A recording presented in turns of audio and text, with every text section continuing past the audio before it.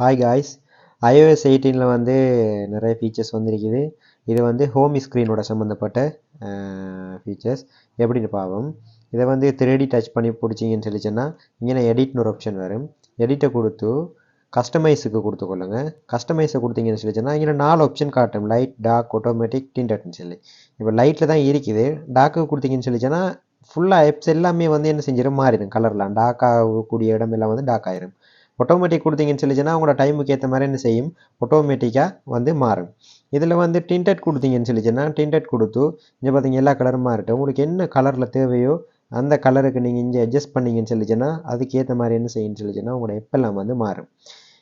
உங்களுக்கு தேவையான மாதிரி என்ன செஞ்சு கொள்ளலாம், உங்களுக்கு உங்களோட எப்போ வந்து கஸ்டமைஸ் பண்ணி கொள்ளலாம். நான் வந்து எனக்கு லைட்டும் பிடிக்கும், டார்க்கும் பிடிக்கும். சரி, டார்க்கில் வச்சுக்கொள்கிறேன். இது ஒரு ஆப்ஷன்.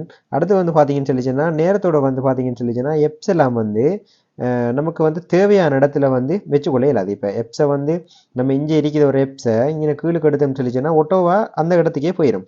ஆனால் இப்போ அப்படி இல்லை, நம்மளுக்கு வேண்டிய இடத்துல இந்த எப்ஸ் எல்லாம் வந்து வேண்டிய மாதிரி வச்சுக்கொள்ள இயலும். இது ஒரு ஆப்ஷன். அடுத்து வந்து பார்த்தீங்கன்னு சொல்லிச்சேன்னா கஸ்டமைஸ் கண்ட்ரோலில் வந்து இதை வந்து பார்த்தீங்கன்னு சொல்லிச்சேன்னா நமக்கு தேவையான மாதிரி எல்லாத்தையும் இதில் வச்சுக்கொள்ளலும். இதில் வந்து பார்த்தீங்கன்னா 18 வெர்ஷன் அப்டேட் பண்ணதுக்கு பிறகு இந்த மொபைல் டேட்டா சம்மந்தப்பட்டது எல்லாம் வந்து ஒரு கேட்டகரிக்குள்ளே வந்து வந்துடும். அப்போ மொபைல் டேட்டா உங்களுக்கு தனியாக தேவைப்பட்டுச்சுன்னு சொல்லிச்சேன்னா இங்கே அந்த ப்ளஸ்